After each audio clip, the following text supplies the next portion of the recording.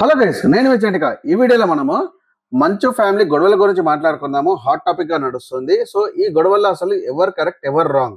మోహన్ బాబు గారు కరెక్టా, లేదా మంచు విష్ణు గారు కరెక్టా, లేకపోతే మంచు మనోజ్ గారు కరెక్టా? ఇవన్నీ విషయాలు తెలుసుకోవాలనుకుంటే వీడియో స్కిప్ చేయకుండా చూడండి. And short and crispy video ఉంటుంది. Please like, share and subscribe to my channel for more details. Let's get to things. Guys, first మనం మోహన్ బాబు గురించి మాట్లాడుకుందాము. మోహన్ బాబు గారు తన కెరియర్ ని ఎంతో కష్టపడి నిలబెట్టుకున్నాడు. అండ్ ఈ ఏజ్ లో కూడా తను యాక్టింగ్ చేస్తున్నాడు. అంటే మనీ గురించి కాదు, అంటే ఒక ఆర్టిస్ట్ ఈ 50-60 ఇయర్స్ ఏజ్ లో కూడా వర్క్ చేస్తున్నాడు. అంటే డబ్బుల గురించి యాక్టింగ్ చేయరు. వాళ్ళకి ఎప్పుడు కూడా కావాల్సిందల్లా వాళ్ళకి ఫేమస్ అవ్వాలని చెప్పేసి, అభిమానులు ఎక్కువ ఇంకా పెరగాలని చెప్పేసి, విజిల్స్ చప్పట్లు పడాలని చెప్పేసి.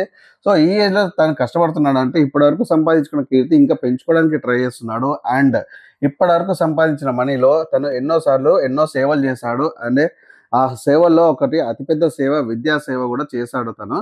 సో అది నిజంగా మన ఇంట్లో మన పిల్లలకి చదివించుకోవడానికి మనకి ఎంతో ఖర్చులు అవుతాయి. సో తను ఎంతో మందికి ఫ్రీగా ఎడ్యుకేషన్ ఇచ్చాడు, ఎంతో మందికి స్కాలర్షిప్స్ ఇచ్చాడు.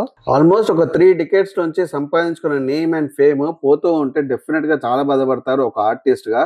అండ్ మోహన్ బాబు గారు కూడా నాకు తెలిసి 100 కోట్లు నష్టపోయినా కానీ, ఎంతమందికి సర్వీస్ చేసినా కానీ, దానివల్ల కోట్లు నష్టమైనా కానీ, కోట్లు సర్వ్ చేసినా కానీ ఆయనకి బాధ కలిగించదు. కానీ ఒక ఆర్టిస్ట్ కి డెఫినెట్ గా వాళ్ళ నేమ్ అండ్ ఫేమ్ పాడవుతుంటే చాలా బాధ ఉంటుంది. సో ఈ ఏజ్ లో తనకి ఇవ్వాల్సిందల్లా నేమ్ అండ్ ఫేమ్ అలా ఎలాగ ఉందో దాన్ని సంపాదించడం కానీ, లేకపోతే దాన్ని అలా ఉంచడం కానీ, అది పోగొట్టుకోకుండా చూసుకోవాలి వాళ్ళ ఫ్యామిలీ మెంబర్స్ అని నేను అనుకుంటున్నాను. మంచు మనోజ్ గారి గురించి మాట్లాడుకుందాం. మంచు మనోజ్ గారు ఒక మంచి ఆర్టిస్ట్. ఎన్నో హిట్స్ ఉన్నాయి మంచు మనోజ్ గారికి. అండ్ మోహన్ బాబు గారి డైలాగ్ ని కూడా డెలివరీ చేసే కెపాసిటీ ఉంది మంచు మనోజ్ గారికి. డెఫినెట్ గా ఇంకా చాలా హిట్స్ కొట్టగల కెపాసిటీ ఉంది మంచు మనోజ్ గారికి. సో ఈ ఇష్యూ అంతా నాకు అనిపించిందల్లా ఏంటంటే ఆస్తి విషయంలో గొడవలు వచ్చినట్టు నాకు అనిపిస్తుంది. సో ఈ ఇష్యూని ఒక 2-3 పాయింట్స్ గా మంచు మనోజ్ గారు ఎగ్జిక్యూట్ చేస్తుంటే చాలా బాగుంటుండే అని నాకు అనిపించింది. First thing, so Manchu Manoj అనుకోవచ్చు కదా, అంటే ఒక 100 కోట్ల సినిమాలు మనం తీసాము, అది ఫ్లాప్ అయ్యాయి, సో పైసలంతా అయిపోయాయి, సో కొత్త లైఫ్ స్టార్ట్ చేద్దామని అనుకోవచ్చు కదా. ఎందుకంటే మంచు మనోజ్ గారు ఇప్పుడు కూడా తన యాక్టింగ్ పైన ఫోకస్ పెట్టి సినిమాలు స్టార్ట్ చేస్తే డెఫినెట్ గా 100% చాలా మంచి హిట్స్ వస్తాయని నేనైతే అనుకుంటున్నాను. అండ్ సెకండ్ థింగ్, సో ఎంతో మందికి డొనేట్ చేస్తుంటారు. సో అలా డొనేట్ చేసినామని అనుకోవచ్చు కదా, సరే వేరే బ్రదర్కే ఇచ్చారని అనుకోవచ్చు, సిస్టర్కే ఇచ్చారనుకోవచ్చు.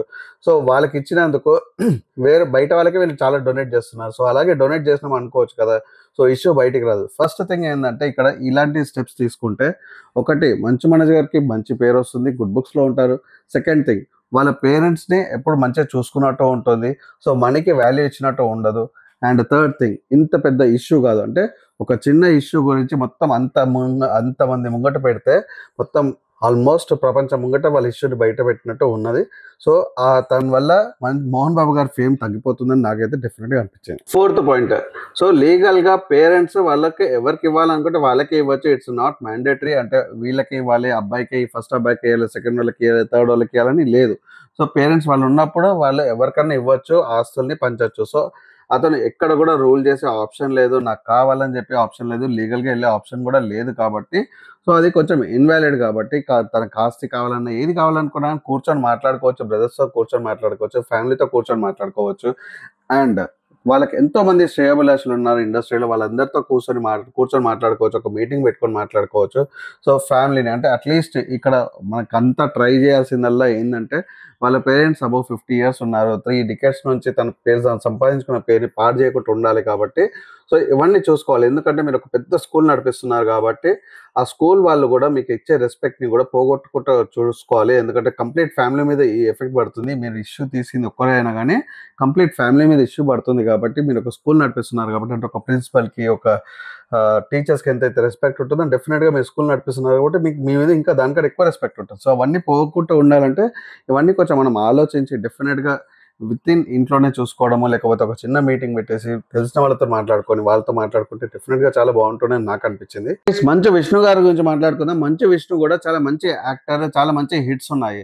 సో మంచు విష్ణు గారు కూడా డెఫినెట్ గా, అంటే మనోజ్ గారు ఒకవేళ తప్పు చేస్తే ఆ తప్పును క్షమించేసి, అంటే ఒక కొడుకులాగా తప్పుని క్షమించేసి కూర్చోబెట్టి మాట్లాడుకుంటే డెఫినెట్ గా పీస్ఫుల్ గా అయిపోయేది. ఇష్యూ ఎలాంటి ఇష్యూ ఉన్నా కానీ పీస్ఫుల్ గా అయిపోయేది. ఎందుకంటే వాళ్ళ టార్గెట్ అంతా కావాల్సిందంటే, ఈ 3 పిల్లలు ఉన్నారు కాబట్టి 3 పిల్లలకి ఒకటే టార్గెట్ ఉండాలి. సో ఆ టార్గెట్ ఏంది, వాళ్ళ పేరెంట్స్ పీస్ఫుల్ లైఫ్ ఉండాలి.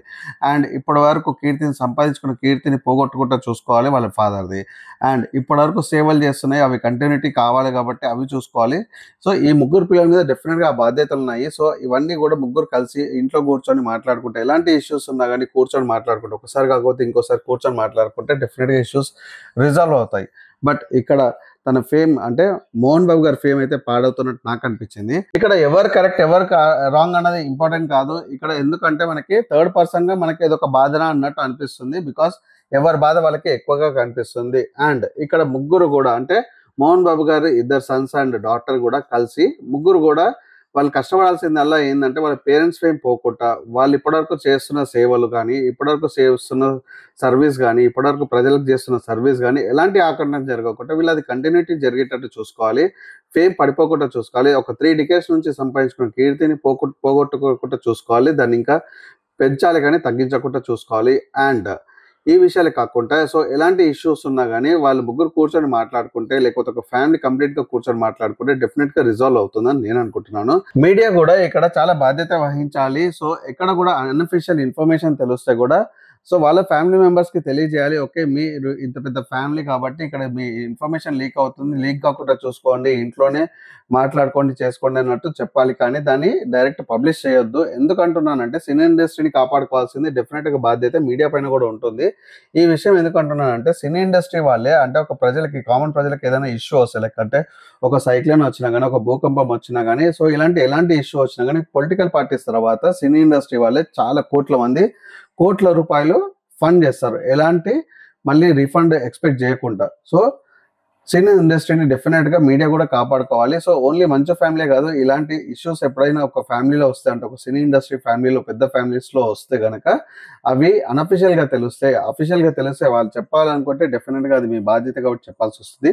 బట్ అన్అఫీషియల్ గా తెలిసినప్పుడు అట్లీస్ట్ పబ్లిష్ చేసే ముందు వాళ్ళకి కొంచెం సజెస్ట్ చేస్తే ఇంకా చాలా బాగుంటుందని నేను అనుకుంటున్నాను.